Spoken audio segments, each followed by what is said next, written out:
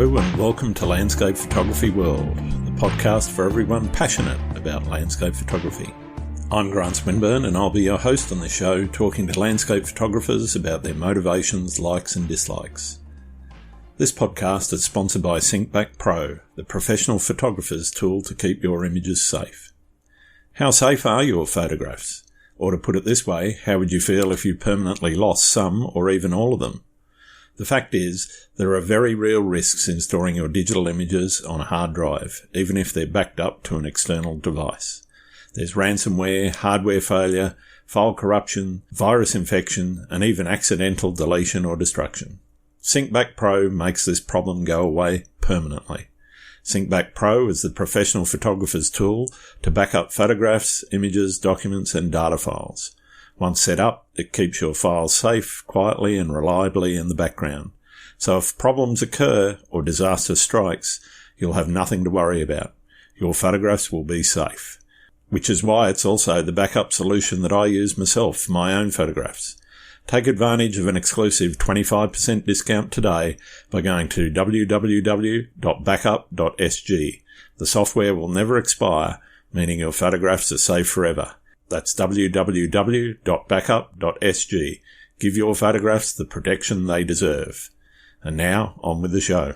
Glenn Walker is an Australian, Melbourne-based photographer specialising in sea and landscapes. He loves to set his alarm for 4 a.m. and drive to locations in the darkness, and with anticipation setting up just as the first light taints the horizon. With the awakening of his surroundings, Glenn creates wonderful naturalistic compositions as he observes the changing conditions. Glenn grew up by the bay and regularly headed to the coast on weekends, so he's always been captivated by the picturesque sea, sand and surf of Victoria's many and varied scenic landscapes. In recent years, after a trip to Hawaii, he began viewing the sea through the lens of a camera and has been capturing images ever since. Glenn also uses his carpentry skills to create frames in either sustainable or solid recycled timbers to complement his images.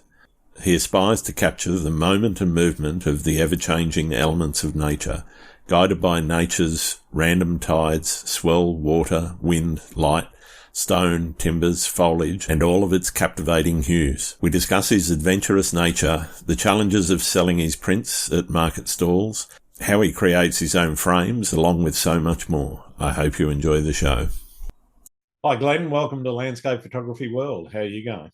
Yeah, I'm going well, mate. And yourself? Yeah, I'm having a pretty good time. I'm been revamping my website, which I hope gets released soon, but we'll see how it goes.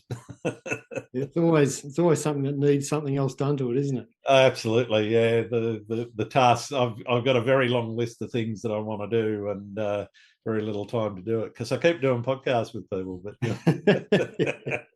yeah, I know. I'm a little bit lazy with my website.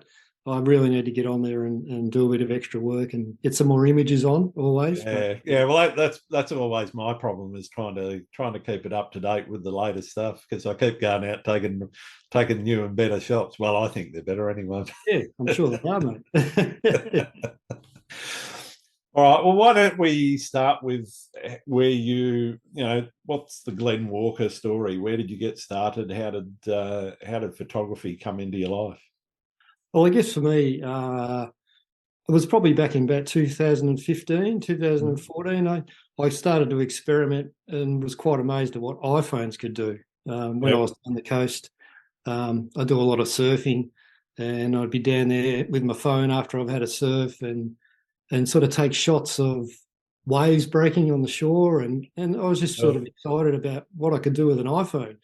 And I showed my wife a few shots. She goes, "Oh yeah, they're not too bad." So we had a trip to Hawaii planned, a family trip to Hawaii. So she said, "Why don't you go out and buy yourself a decent digital camera?" And she's a nice wife.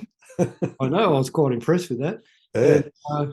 I headed out, and actually I didn't head out straight away. I did a lot of research, a lot of Googling, a lot of looking at different camera brands, Googling the 10 tips of landscape photography as you do. Yep. And I ended up purchasing a Canon 70D. You're allowed to mention brand names here, are we? Yeah. I don't care. I've got very few affiliations. So. Oh, that's good. That's good. And I actually bumped into a bloke at one of my daughter's piano concerts, and his daughter was at the concert, of course, and we got chatting afterwards. And he actually had digital cameras connected to like a blimp, like a blow-up blimp. Wow. This is before drones became huge. Drone prototypes. Yeah, well, that's right. It was actually had a huge trailer where he towed it around, and he had a smaller version as well. And he went out and did real estate photography and that sort of thing, which was kind of cool. But the one thing he said to me was, he said, your camera body is a disposable item. He said, spend your money on your lenses. So I took his advice, and after researching, I ended up getting the Canon 70D, and then I went out and bought a good quality Canon L series landscape lens, 16-35, and away I went to Hawaii. Very nice. Yeah. And, so what did you shoot in Hawaii?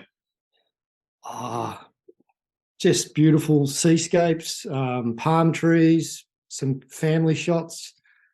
Didn't know what I was doing with the camera, had it on auto, didn't know about all the other settings, but it took amazing images. And so that sort of whet my appetite for photography. Yeah. So enjoyed that, and took 500 or 600 shots in a couple of weeks, and came home and thought, wow, what do I do with all these photos? Fantastic. And what did you do? Did you were you shooting JPEG or RAW or? Yeah, just shooting JPEG. I didn't know about RAW back then. And I was just so excited about using this camera and getting these great shots. I didn't look into all that side of it. Sure. But then another thing that my wife did, which is kind of cool, she bought me a one-day course, nice. how to drive a DSLR. And it was held at the Melbourne Zoo, and it was from 10 till 5. Yep. So that just opened my eyes about what all the settings. It was very basic, but it went through the basics of the aperture, priority, time value, all the different settings on your camera. Yep. They just touched on, a little bit of long exposure photography, portrait photography.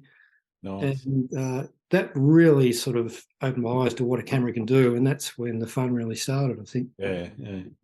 So was that when you started looking at taking things off auto and moving around the mode dial and definitely.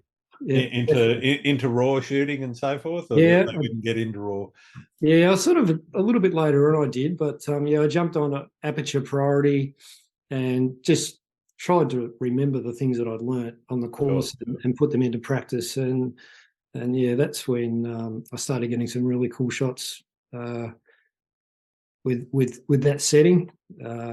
Got drawn to, obviously I'm drawn towards seascapes. A lot of my photography. Coming out of a surfing background, I spent all my youth on the coast, all the different parts of Victoria mostly. Yeah. And the seascape photography just really, really sort of drew me in. Yeah.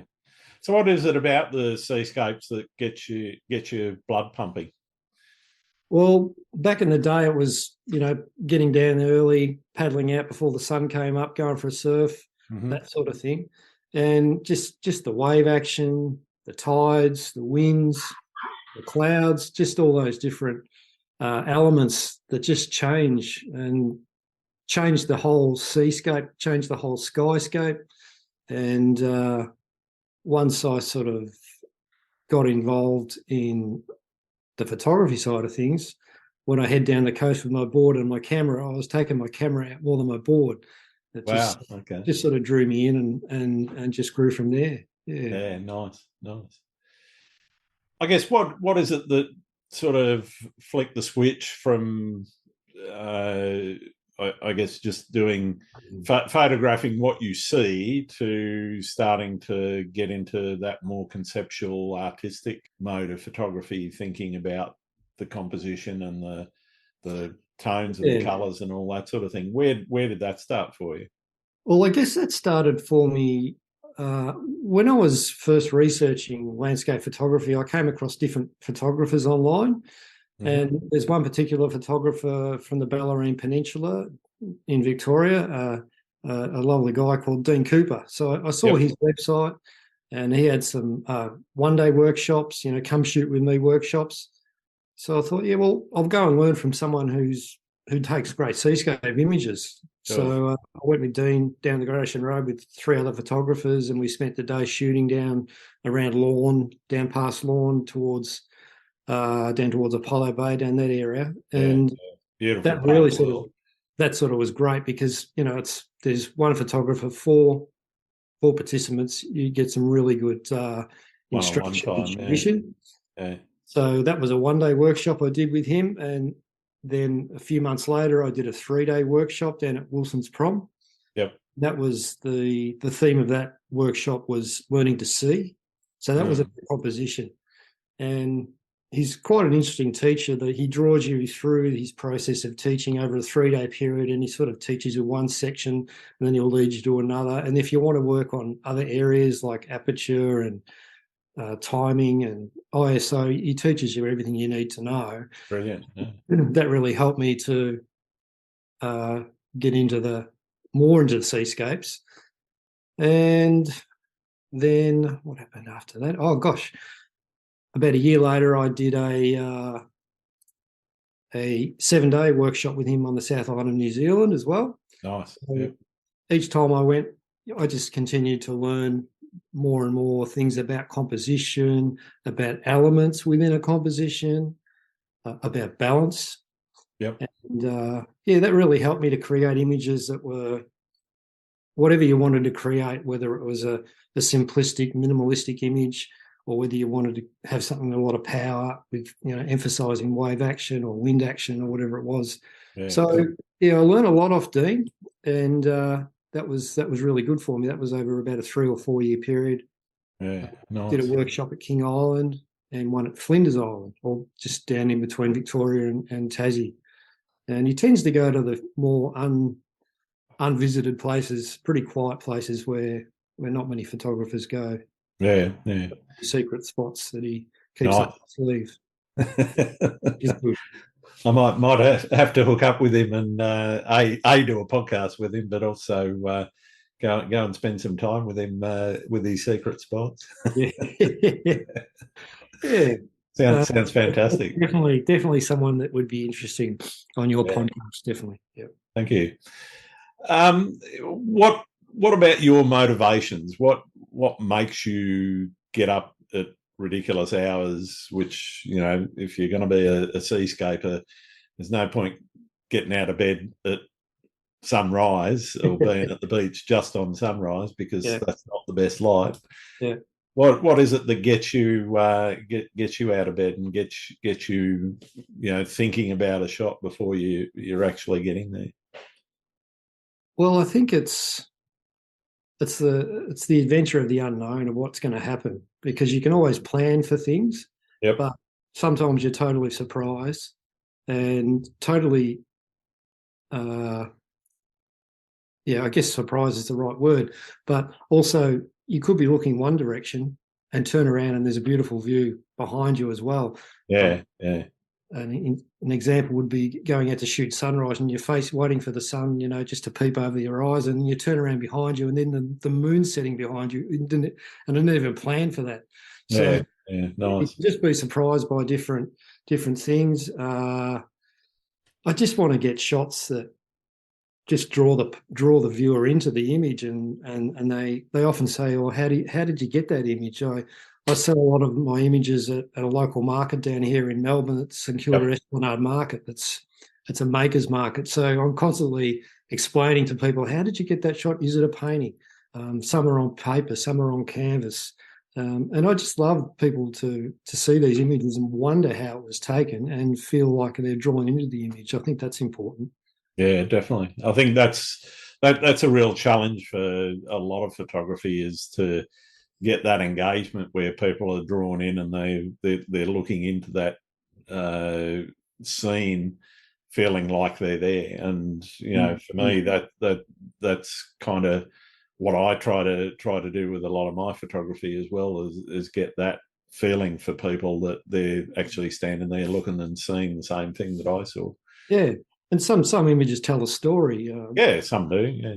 about the type of place you're shooting. If you're shooting down at Wilson's Prom, which is renowned for moody, misty, cold, windy weather, if you can get a shot that shows that with the movement of the water blowing up the river and the clouds passing by on the top of the hills nearby, that's a cool thing, because then they think, wow, this is what this place is like. Yeah, fantastic. I guess, do you set yourself projects or challenges, creative challenges, or are you more spontaneous in your shooting? I guess what I'm talking about is, are you a planner or somebody that just goes out and says, all right, I'm going out this morning, or tomorrow morning? Well, normally I decide I'm going out and then I'll look at the conditions. Yep. And then I'll plan where I'm going to go. Yeah. And how much time I've got.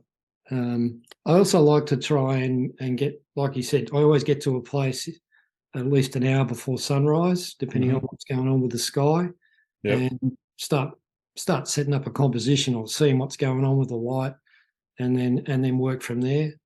I like to go to places that people haven't been before, and I also like to go to my usual haunts as well. But sometimes I've been out down the Great Ocean Road, and the Great Ocean Walk is a beautiful walk that runs from Apollo Bay all the way down to Port Campbell. I've never done the walk, but you can enter that walk space at different areas on the coast. Yep. And sometimes I'll head down to a track that'll head down to a rock platform, and if there's a low swell and it's safe, I'll just follow the rock platform for 100 meters or 200 meters or whatever. And it's just amazing what sort of compositions you can create in these places where no one goes. And being on my own, and you just sort of get lost. I guess you must understand that. You get lost in where you are. And just focusing on composition and the lights changing and the clouds are moving. It could be even in the middle of the day if there's beautiful clouds going on and lovely, beautiful rock formations and shapes. That inspires me to go to places where no one's shot before. Yeah, nice. Try and get that shot that's different, I guess, is important to me too. Even though we all take shots of the usual haunts. Well, the iconic places are iconic for a reason. So you're always going to see a lot of people shooting in those places. But I really appreciate people that go to the effort of getting somewhere that not many people bother to go, or not many people can go, because it might be quite inaccessible. So if you can get something there, then I think you're doing a great service to people that are never going to see that sort of thing, that because they're sitting at home on the couch, or they're tucked up in their beds, more likely, and are never going to experience that. Yeah, and that's the adventure of photography, and that's the beauty of it, is you can spend 5 hours beating your way through the Otway Ranges following fluorescent tags on trees to find a waterfall that you've Googled. And I had that situation. I tried to get to this waterfall 3 times, once with someone else, then once with 2 other people. I even tried on my own once, and I rolled my ankle, which wasn't a good thing to do. Ouch. But then I got there on the 4th time, and it was just such a empowering thing. And the 3 of us, when we got there, we got to this waterfall. It's called Staircase Falls. It's about 20 k's out the back of Lawn. And the challenge was realised, after 3 attempts. And that's fantastic. And you're in the middle of this rainforest area where there is no one. There's no major tracks like most of the waterfalls have got. There's a few areas where you can see people have been shooting, but it's the true raw beauty, and that's something I really love. Away from those places, and the sense of achievement that yourself and 2 of your mates have done it and got there. Fantastic. Yeah, it's good. How about that feeling, I guess, of sharing the environment with people? Because obviously, going to some of these places that are almost pristine, as you say, you might find a fluorescent tag on a tree, and there's not much of a track because it's been, very much less visited than some of the other places. Mm. Is that something that's important to you, sharing that environmental sort of view of the landscape? Yeah, I think that's important to when you head into these places. Like you can go to your waterfalls that are set up for tourists with your steps and everything, and your viewing platforms. That's important to try and stay within those areas. Although sometimes you get tempted to jump out and take the odd shot over the fence, not on the edge of a cliff, but in a safe area. But yeah, it is good to show these images because people don't know these places are out there. Yeah. And it's good to be able to show them where they are, where you got it from, the beauty of it, and people might connect with it, and they might want to hang it on their wall. Who knows? So if you're lucky, and they've got a story. If you're lucky, yeah, and they've got a story behind it. I like to share stories behind images when people are looking at my work. I can explain how I got there, how this image was taken. I guess another place that was interesting to get to. There's a place down here at Cape Schanck called Pulpit Rock, and everyone loves to photograph it at sunrise and sunset, and it's an amazing setup. And it's on a little rock platform that's separated from the headland. Yep. And I always wanted to get out onto that rock platform and shoot Pulpit Rock from the platform to see what it was like. Yeah, right. I have surfed around the corner from there on a little right-hand break on the other side of the headland. So it's quite safe to go there when the swell's low. Yep. So I lined up a couple of friends and I went down there and I bought myself a dry bag backpack. Yep. Threw my camera in, my filters and tied my tripod on, and then I paddled out on my surfboard around the corner to get to the rock platform. Jumped up on the rock platform, and I had a couple of friends back on the headland who were there watching me. They were taking photos as well of Pulpit Rock. And it was pretty cool to get out there because no one had been out there before, and I found these amazing huge rock pools on this rock platform, similar to the ones that are back on near the headland. Yeah. And I just got lost out there. I was in my wetsuit and my booties, and I had my camera, and I was just taking photos. Like we got out there about 5 o'clock, and sunset was around 6:37. Yep. And I got sort of lost in it again, and I ended up having to paddle in just on dusk. Sort of, I had my head torch on, and a mate on the rock platform watching me. Yeah, you're good.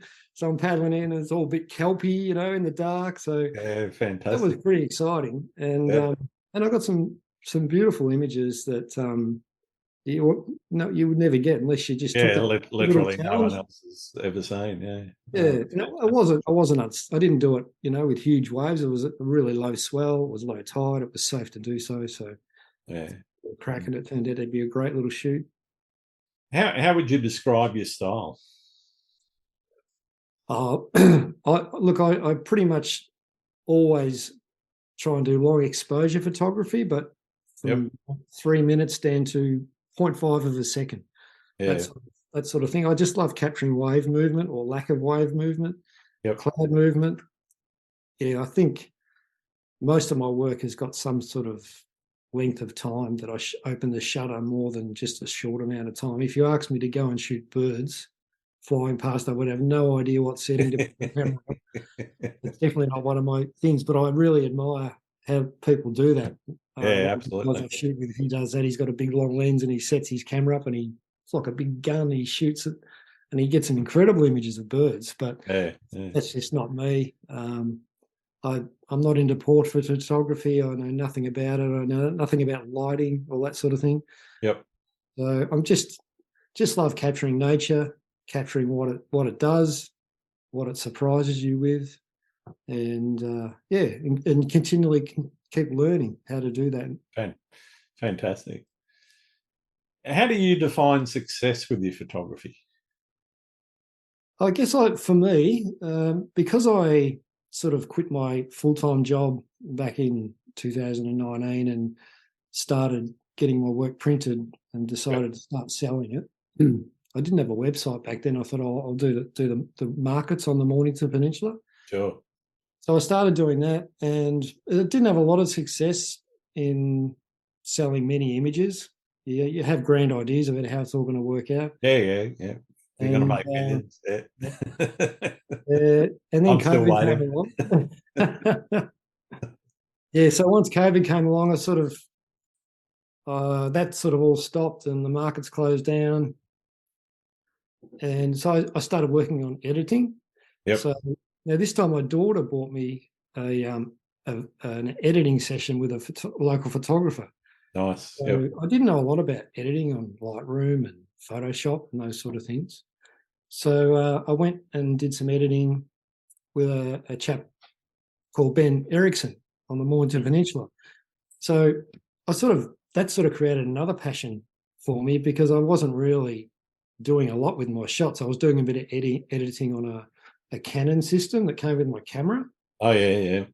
So yeah, so that opened up a whole new area of learning for me, which was good. So that sort of, I guess that was a bit of a success for me because I changed from just doing basic editing to extending what I could do.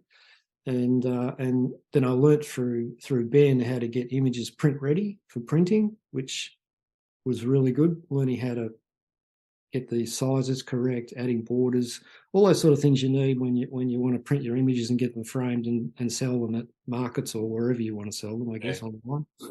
So that was a really good time for me to learn while the markets were closed. So I used that time to improve my skills. Mm, mm. Yeah, and I think that was an opportunity that came up for me because the company who was printing my images at that time, they were growing during the COVID period, Yeah. and they needed a framer. So Okay. I scored a job as their framer, so I would cut, join, and glaze all their frames. So I did that for 2 years, and I Nice. learnt more about framing, printing processes, all that sort of Mm. thing. And yeah, that was great. So that sort of helped me to then increase the quality of my images. I learned about how to do the framing, and yeah, so then I started out back into the markets again back in 2021, I think it was late 21, Yep. 22. And yeah, so that's been successful. I sell quite a few images at the market. And I also started a framing business myself, so I can Oh, nice. frame images for other people as Yeah. well as myself. And then I took it a step further, and I've actually started. Well, I did back in 2021. Started making my own frame material. So I, Okay. so I was using commercial frames, plantation timber, but Yep. I also started machining up my own because I'm a carpenter by trade. Yeah. Okay. Yeah, so that was good. I bought table saw, thicknessing machine, so I was getting a lot of old building materials. And so I'm trying to market and sell rescued timber frames, not just, Nice. yeah. So it's rather than throw things into landfill, I Yeah. get Yeah. beautiful old building materials from different sources, and you don't have to pay for it. You can pick it up from around the traps where you've got connections. Yeah. And I get given these beautiful Jarrah door sills off a 100-year-old house. Oh, It's just wow. quality timber and different types of Oregon, Baltic pine. And yeah, so that's something I'm pushing now, trying to open up people's eyes that, you can get a beautiful timber frame that's from recycled timber, but it's beautifully dressed, like looks like a quality Yeah. commercial frame you would buy from a wholesaler or a framing shop. Fantastic. Yeah, so that's I love doing that as well. So there's a lot of aspects to what I do. I don't just take photos. I try and do the whole thing. I've got an installation service for art, an art installation service as well. So Yeah. I've got my fingers in a lot of different areas just to sort of make a living, I guess you'd say. Yeah, and that's, I guess, one of the important lessons for people to learn if they want to get into photography as a business is that you've kind of got to diversify beyond just trying to sell prints or just trying to sell NFTs or whatever it is that you want to sell in terms of your core images Yeah. and get into things, as you say, like framing or printing or other aspects that are related, and you can then start to see some light of day in terms of making some money out of it. Yeah, yeah, true. Yeah, That's that's right. great. In terms of that balance, I guess, between doing all of those things, how do you balance life and your photography? Well, I guess my my main thing is that I sell my images on a Sunday at the St Kilda Yep. market. So depending on what happens there, then I've usually got a day or two of first thing I do is I send off what images I need printed off to my printer on Sunday night or Monday morning. Then I've got to Yep. pick them up in a couple of days when they're ready. So in the meantime, I might produce some framing material, or I now frame up at a little workshop up in Nuttawading where I've got access to a framing, all the framing tools I need there. Yep. And I work with a lady there called Diana, and she's got her own little business where she does framing as well for other clients. So we share this space together. Yeah, nice. So yeah, it all revolves around what happens on that Sunday, and then that'll keep me busy for a couple of days, 2 or 3 days, and then I might do a small carpentry job, those sort of things. Because I'm not framing full time at this other business where I was for a couple of years, that sort of filled in my week. But now I've got 2 or 3 days where I can just pursue other things. I can get Yeah, to right. shoot a bit more, and yeah, it's just a matter of putting it all together. And there's a bit of a pattern that forms, and it works well.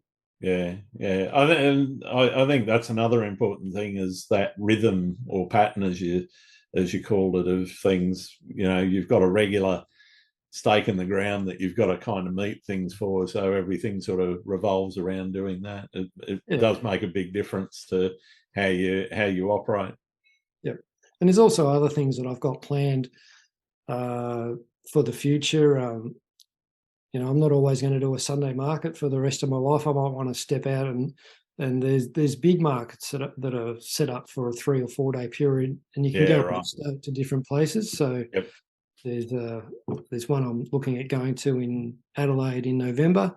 So Yeah. that's a 3 day one. I wouldn't mind giving that a go, and rather than just doing the 1 day markets, I try and get my images into cafes Yep. and work out a deal with the cafe owner. So Yeah. as Yeah. the sales happen, you just can take orders.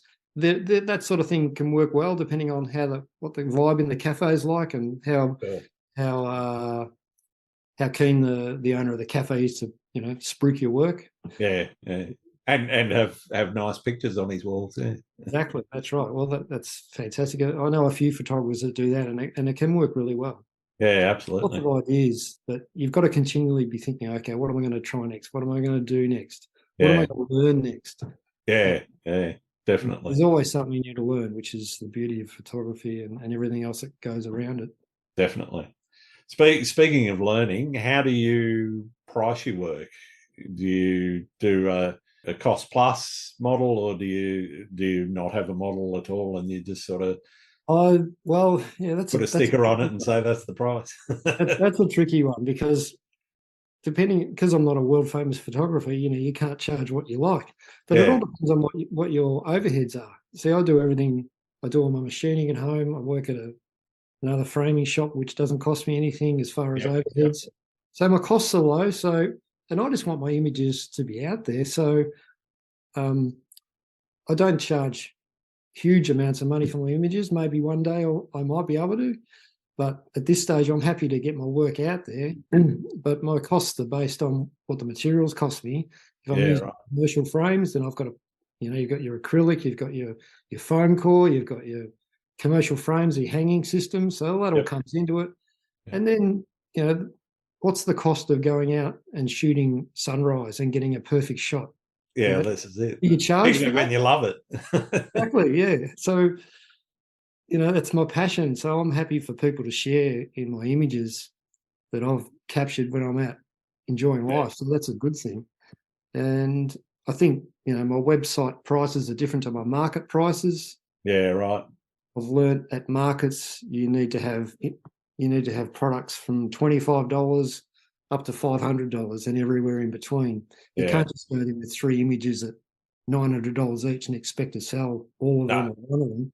No. Fair enough. You've got to be able to cater for everyone's needs at a market. And I guess you've got to connect. Your images have got to connect with the right person as well, which is what happens a lot of the time. I get stories from people who say, I'm buying this image because of this reason, or this has got a great memory for me, or this has got a sad memory, but it was a beautiful memory. I love this place. I'm going to buy that image. Or I've got a holiday house there. So, yeah, selling your images for me is about connecting with people, I think. Yeah, and that's I guess a successful thing to do. Yeah, fantastic.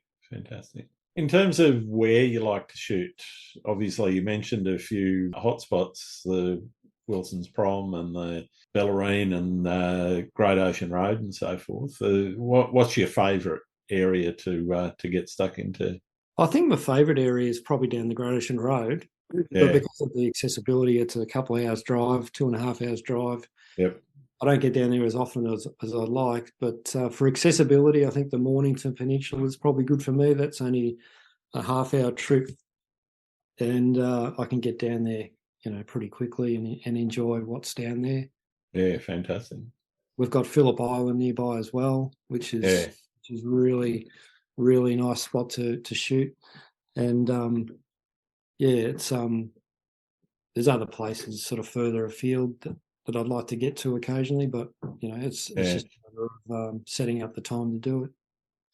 So, for people that don't know some of those areas, how would you describe, say the Mornington Peninsula?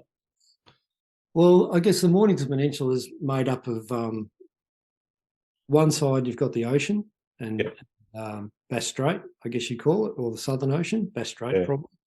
And on the other side of the Mornington Peninsula, you've got Port Phillip Bay. So you've got a beautiful calm bay, which can get crazy with a northerly wind, but when it's howling southwesterly winds on the ocean side and it's crazy, you can always go over to the Port Phillip Bay side and get a nice offshore wind. Yep. So the ocean side is just rugged coastline with some sandy beaches, a lot of small little tiny bays that are getting worn away by the ocean and the erosion. And then also part of the Mornington Peninsula goes around into Western Port Bay, which is around Flinders and that area there, which is more gentle beaches and that sort of thing. So I guess you've got the best of both worlds down there. You've got beautiful ocean beaches, your little inlets, your little bays. Plenty of rock platforms around. Yeah, exactly. Yeah. And there's an area at Portsea where there's a series of, 3 or 4 kilometres of beaches, and they've got a whole lot of private jetties, and they're pretty cool to shoot. I'm a bit of a sucker for sticks and water. I get down there and shoot those a little bit. Yeah. So that's one area that you can never stop exploring because there's always something new to find down there for sure. Yeah, fantastic. What's the most memorable place you've shot? Oh, that's an interesting question. Most memorable place I've shot. Okay, I think it was last year I went down to Flinders Island. Yep.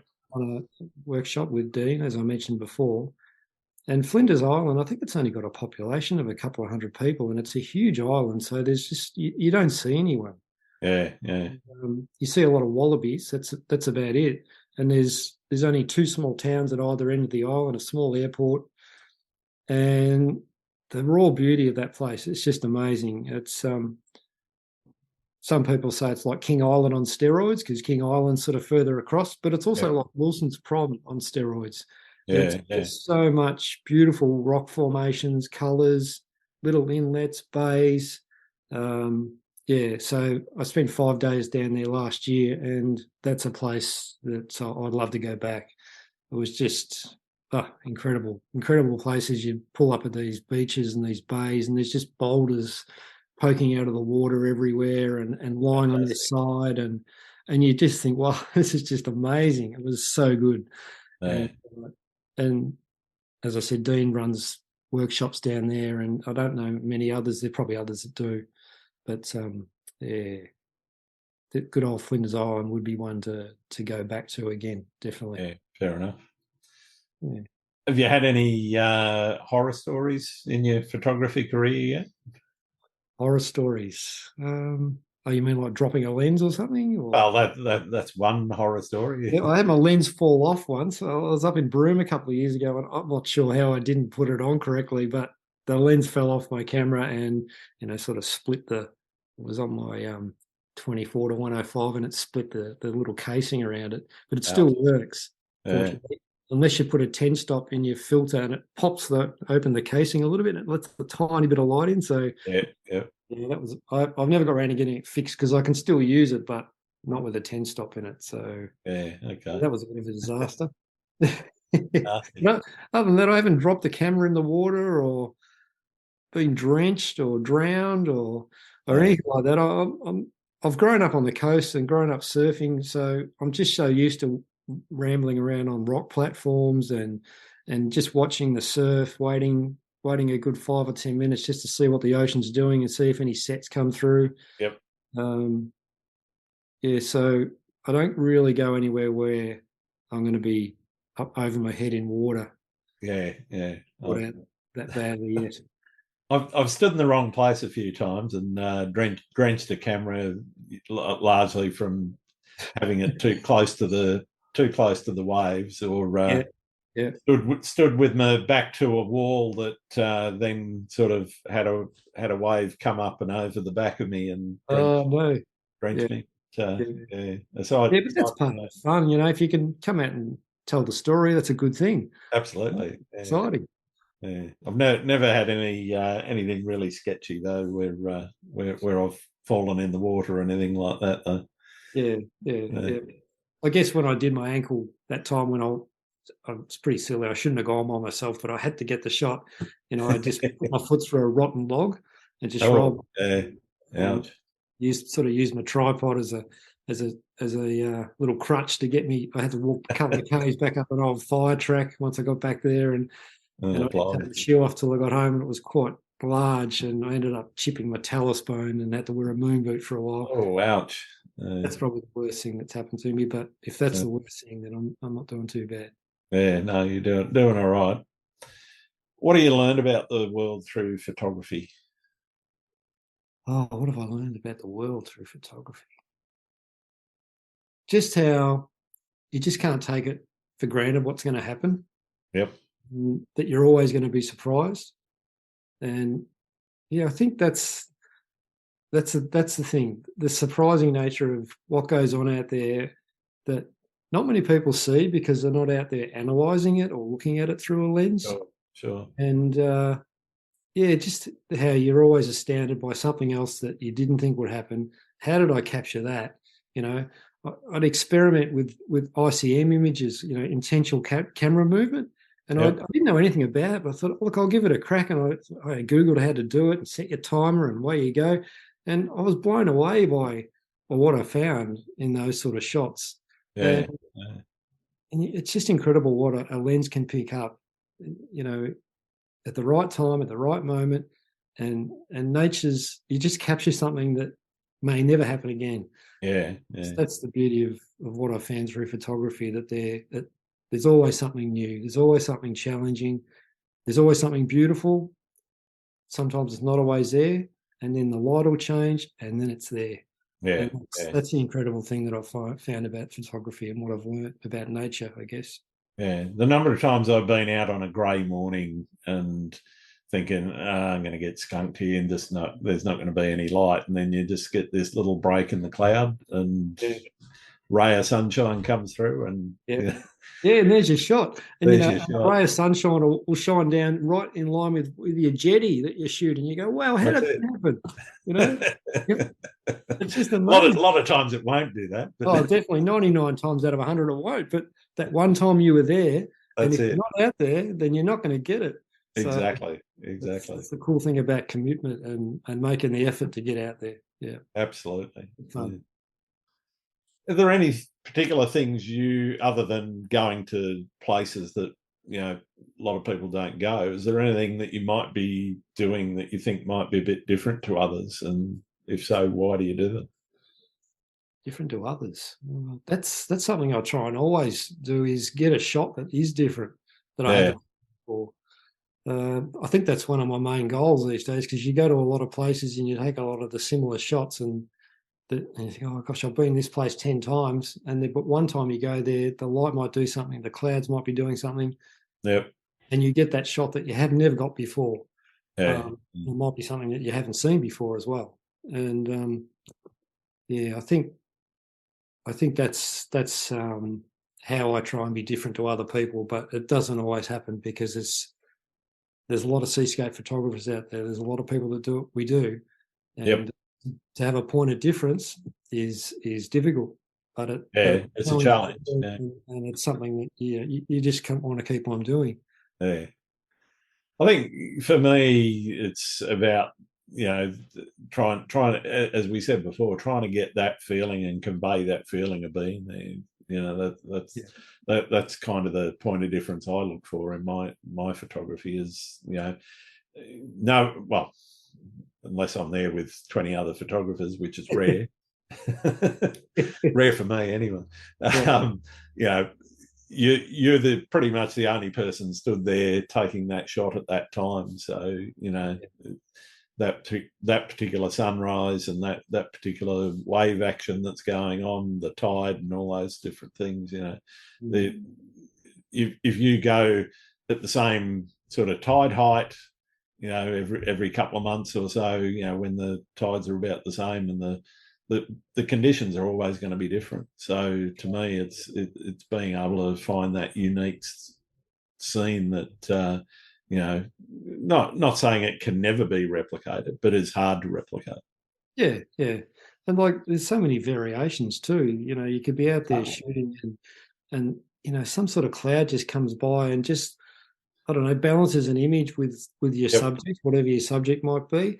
And one of the things I learned through Dean was I often look at my image and my foreground is where I start, and then I try and find my subject from my foreground. And I'm always looking at the ground, and I get my camera on its tripod and I've got it on live view, and I just walk around with my camera in front of me looking at my live view screen, and all of a sudden, oh bang, the composition hits you. Your tripod, you lower it, you do whatever, then you slowly, what I've been taught through Dean again was you just keep refining that image. You're taking a shot and then you look at it and you go, oh, that could be quite, I could just change that position a little bit just to get that edge right. Lift the camera or drop it down. Yeah, just take away that separation, seaweed or whatever it might be. Just tweak the camera and get the composition rather than go out and banging off 50, 100 shots. Start off with one shot and just refine that shot 4 or 5 or 6 times, and then you've got your shot. And then, right, where's my next shot going to be? And then head off somewhere else. Or even, if you're in portrait mode, change it to landscape. You go, oh, what's it look like in landscape? Try that as well. Because if you don't try new things, you don't know what's going to happen. You're never going to know. Yeah. So you find yourself, you've set up your composition, you're in the field there, and everything looks good. Do you find yourself then thinking, oh, that looks good over there, I'm gonna head down there while you're still shooting that comp? Or because I know that's what I do. Yeah, no, I totally agree. That can happen a lot. You shoot your main subject and you've got wherever you are, and then you look behind you and you see this beautiful line of seaweed where the high tide has finished the seaweed off, and there's no footprints there. So you wander back, and I'm always worried I don't want to get footprints in my shot. So, you take the long way around, you set up your camera and you go landscape and you go, wow, where did this come from, this image? You had no idea it was there until you walked, 50 meters along the beach and set up. That's it. Yeah, I guess it's important for me to try and not stay in the one spot, but just walk around 3 or 4 places while you got the light and see what you can create. Yeah, so you're trying to get as many different compositions as you can, or are you concentrating on like 2 or 3 when you're on a shoot? Yeah, I would say probably 2 or 3, but refining each one. Yeah. It depends where you are. Sometimes you can be on a beach, an empty beach where you're only going to shoot 1 or 2 compositions, maybe try something different at either end of the beach.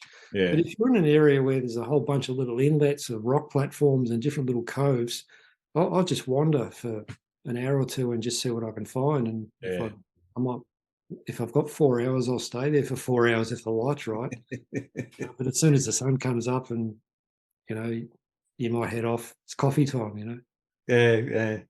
I've taken to coming back after having a coffee or a bacon sandwich and just having another look while there's still a bit of side light going. Not necessarily, you know, I'm not talking middle of the day sort of harsh light. I'm talking there's still a bit of side light around, and just looking for things that are a little bit different to the normal seascape, that sort of broader view, and just looking down at my feet, the rock platform itself and the textures in the rocks. Is there anything there? Is there anything in the sand, the ripples on the sand, and is there a creek running down that's made patterns or something, or waves that have made patterns in the sand? You know, so they're some of the things that I've taken to doing to sort of change up just, that standard seascape.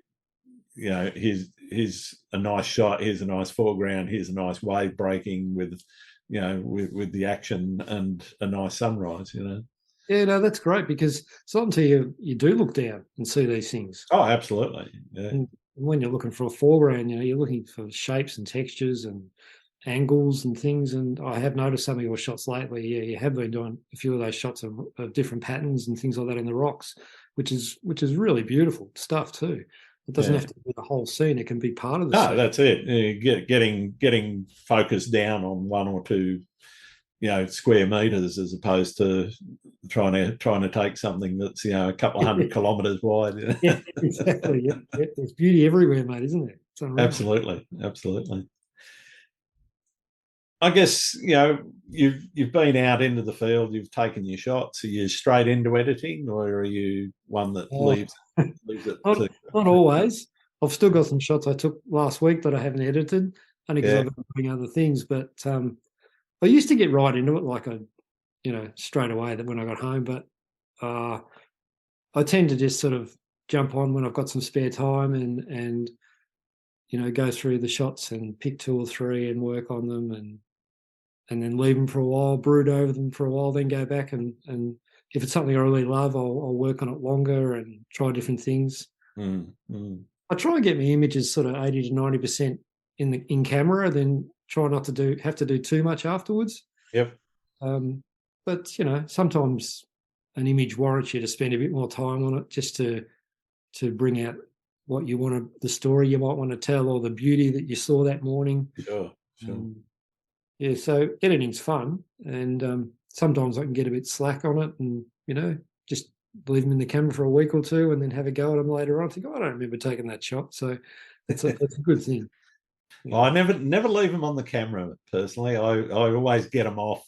Okay. Because, I don't know if you've heard the recent podcast, but I've got a bit of a sponsorship deal with a backup company. I have, I heard that, yeah. And so one of the reasons why that's, I was in IT for a long time, so I learned through hard experience that back up and then back up again. So I don't leave them on the camera. I just don't trust the card or the camera to retain it for very long, and I try to get them down onto a hard drive quick as I can, and then into the backup solution as quick as I can, so that I know I've got at least two copies. I try to keep three of everything. Okay. One in the cloud. That's excellent. Well done. One in the cloud, one on my desk, on my machine, and also, which is the one that I work with, and the other backups, a LAN drive that I've got that sort of backs up everything that's important to me. So back your stuff up. I totally agree. I do download most images onto a PC, and then I've also got some on a laptop as well. But I'm not as organised as you. That sounds like a good system. Yeah, no, I wouldn't have done the sponsorship if I didn't think it was important, and and I wasn't using the product myself. For me, it's really around making sure that I don't lose anything. I have lost raw files in the past, and it's just it's not fun because you're sitting there going, I know I got some bangers and I can't do anything about it now. Good excuse to get out again, hey? That's it. Oh, yeah, you've got to go back to the same spot, you know. So sometimes I lost a few from a Canada trip in 2019. So Oh, yeah. I've got to go back to Canada in winter, unfortunately. How sad. There's a lot of places we want to get back to now that COVID's sort of Yeah, definitely. proactive. Definitely. So, in terms of your editing, are you spending 5 minutes per? You said you want to try and get as much done in camera. Are you spending 5 minutes on an image, 10 minutes, an hour? Yeah, I'll look at somewhere 2 or 3 days. It could be 15 minutes, could be 20 minutes, could be half an hour. Yeah. But if I've got an image that I know I've got to print, if it's just an image for Instagram or something like that, but I wouldn't spend a lot of time on it. But if it's something that's an image that someone's asked for, or I know I'm going to print, then I'll work on it as far as tidying up the dust spots and hot pixels, because I do have a fair bit of long exposure, so there's a few hot pixels going on. I jump into Photoshop and do a bit of work there. So I do a little bit of stuff in Lightroom and then go across to Photoshop. And because you can't be printing, a huge image with a little hot pixel down the bottom right-hand corner. No, well, when you blow it up, it doesn't look real flash. I did an image for a glass splashback, my first glass splashback. Oh wow! It was of a jetty, a local jetty here. It was 4 meters long by 900 high. So a shot that I'd stitched together, and it took me 3 shoots to get the shot, because there's always fishermen in the way or there's something going on. Eventually got the shot, and then I remember Ben, who I did my editing course with, he said, "Now, Glenn, make sure there's no hot pixels on that, because it's going to get printed onto a bit of glass." It's going to be an expensive redo. Yes, yeah. So my system with that is, to go through horizontally, vertically, magnified up to 300%. So I make sure I get rid of any possibilities. So fantastic. Take a bit of time. Yeah. Have you ever hit a creative wall? We hit a creative wall. I think not. The only time I would say I would have hit a creative wall was when I've sort of haven't been motivated to get out, when I've had things on, when there's been a time when the weather's not that great, it's clear skies, all that sort of thing, and you just don't want to get out and shoot. I guess that's when I hit a bit of a creative wall, when I haven't been out, but that's easy to fix. It's just a matter of getting out more often. I think because, what I shoot is always changing. There's always something to create from what you shoot. Sure. And there's always new things to do as far as places to go, new places to shoot, new things to learn once you've taken those shots. I've done quite a bit of time learning from other photographers, as I said before, and I've always found there's always something else I want to learn. So as you progress, and you might plateau a bit in what you're doing and what you've learnt, then I'll say, okay, what's next for me to learn? What's next for me? What's the next challenge? And I think that's important. You don't get into that creative rut, because that's when I think you could get into a rut, when you're just sort of doing the same old thing all the time. So that might be a time to jump in and go to that next level, whatever that might be for each person. Yeah. What sort of things do you do to set yourself new creative challenges? I guess learning a new skill. I'll see something that someone's done on an image, or I'll see someone. I might be out shooting with a friend, and they'll be doing something different in the way they take the shot, and then seeing the way they edit a shot. I think that's a good way to learn, because you see what these people are doing. You think, wow, that's pretty cool. I wouldn't mind giving that a try. And I have had that experience with a guy I've been shooting with on and off for the last few months. He's a fella I met just shooting down the beach, and he's from England, so he didn't know where all the good places were to go. So we've headed off 5 or 10 times around the area and shot. And he's got a really interesting way he edits. Yeah. We went away for a couple of nights down the prom recently, and at night we'd do our editing, and it's just good to see the way other people do it, because there's always a challenge there for you. And yeah, I think learning from other people inspires me to take that next step as well, and seeing what other people do. No, that's great. What do you see as the biggest challenge facing photography right now? Oh gosh, that's interesting. I don't know. I don't know if is it challenged by artificial intelligence? Is it challenged by what people can do in post production? And that's all new and different. And some of the things that people do in their editing is incredible, and it's art. It's beautiful digital art as well. So is that challenging photography? Some say it is, some say it isn't. And everyone has got their own creative style and flair. So Yeah. I know that AI stuff that came out a little while ago, there was people putting shots up on Instagram of what they've created. Yeah. Different things. And that's pretty amazing. But is it photography? Mate, it is photography, but it's being created by something else, which is kind of cool. It's still an image. Well, I was talking to somebody not long ago actually about that, and my opinion, this is just my thoughts on it. I think the images look absolutely stunning, and yes, you've got to be fairly clever in how you word your requests to get an image, but it's kind of like me saying, to you, go and take me a shot down at the Great Ocean Road of the, however many apostles are left. And, you'll come back and show me that shot, and I'll say, all right, well, no, I wanted a little pinker, or I wanted a little bit darker, or whatever. I wanted a sunrise instead of sunset, and I want to, and then I might say, all right, well, no, I want the, aurora over it, and so forth.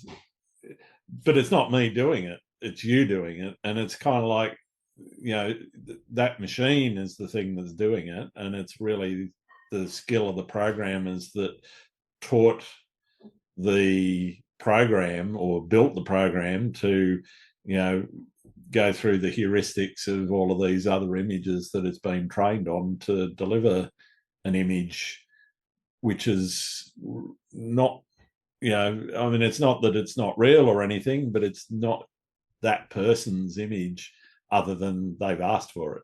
Yeah, I see what you mean. Yeah. So it's, to me, it's a bit like, someone commissioning somebody to create an image for you, not going out and doing it yourself. And in terms of landscape photography anyway, people are still going to want the experience of, standing knee deep in water, whether it's a waterfall or a seascape, or climbing that mountain, or taking that astro shot, because that experience in itself has value over and above just the image that you end up with at the end of the day. True. Yeah, definitely. I totally agree with that. It's all about the journey sometimes as well as creating the image. And so I don't know. I guess you could liken it like an AI image where, however it works, I have no idea how they create them, but I'd imagine it's like AI where you use those things to create emails and write creative stories for you, those programs. I guess. It's the same sort of concept. Yeah, same sort of concept. And can it be likened to asking an artist to paint a picture of a scene? It's just that it's in a program in a computer. It takes a lot less time. Does it? Yeah. But that's his interpretation of it, eh? That's right. Whoever the artist is who paints that picture, or the illustrator, or whatever it is. And I get some people add their own images, or do composites of their own images and AI and that sort of thing. And the digital artistry beyond just taking the straight output out of the machine. I get it. There's an artistry to that, and yes, there's an artistry in coming up with the concept and coming up with a set of words, a string of words that actually delivers what you want. Yes. But beyond that, You know, it's the machine that's doing the work. You know. Yeah, true, true. Yeah, so I guess that is a challenge of photography in some ways. Yeah. Yeah. Where do you see the future of photography going? For me, Yeah. yeah. Uh, I'm not sure where it's going to go for me. I'm continually trying new things as far as my photography, and yeah, I'm pretty happy selling my images. I'm keen to also continue with the recycled and rescued frames. Yep. I think that's a good thing to do, uh, and just expand on that and try and educate people about what you can do with products that normally would get thrown away into the landfill, and there's so much beauty in these reclaimed products, and Yeah. Yeah.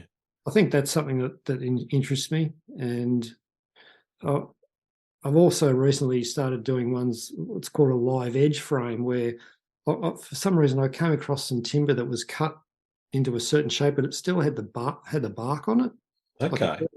thin layer of bark. And I thought, what am I going to do with this? So I sort of machined it up and I dressed the edges and I left the bark on the face of the frame. So on Yeah. the side, you've got these beautiful grains, and on the front, you've got the natural finish of a really fine bark. Yeah. And, I'll give this a crack. So I framed it up and I put an image of the 12 apostles in there and had Yep. nice little white mat. Took it to the market, and everyone said that looks fantastic, and it sold so quickly. Yeah. Yeah. You know how that live edge timber tabletops you see around, that sort Yeah. of thing. So there's all these new things that I see myself doing, and so now I'm collecting pieces of timber that I can do that with. And when my wife and I wander along the beach at Portsea, down on the back beach, we come back with whatever timber that comes across in front of us. We find washed up bits of dead wood, and not everyone likes that rustic look, but some people really just Yeah. gravitate to it. I mean, it suits some people's taste and their style of home, etc., and their Yeah, furniture. yeah, Yeah. yeah. I can get hold of old slabs of timber from a local jetty when they were renovating it, Yeah. and put some images, take some shots of that jetty, frame them up in some timber from that jetty, and that tells a story about Yeah. the. That's a really cool thing to do. Yeah. I try and do things like that where the frame tells a story about the image as well. But Fantastic. it's not always easy to do that. You just got to be in the right place at the right time Yeah. to hold Definitely. that timber. Yeah. Yeah. What's your favourite thing about being a photographer? Just being out there. I Yeah. just love being out there. Growing up on the coast, surfing, as soon as we were 18, we were just down the coast every weekend surfing, and just the love of the coast, the love of being out there, the love of what's going to happen or doesn't happen, Yep. and the excitement that brings. Yeah, it's just a passion that Yeah. Fantastic. just draws you in. What's your least favourite thing about being a photographer? Least favourite thing about being a photographer. Gosh, is there one? Oh, I don't You know if can't love it all, surely. there is. Oh, heading out and thinking that you've got some good shots and then coming home and looking on your laptop and you haven't. That's probably the worst thing about Yeah. it.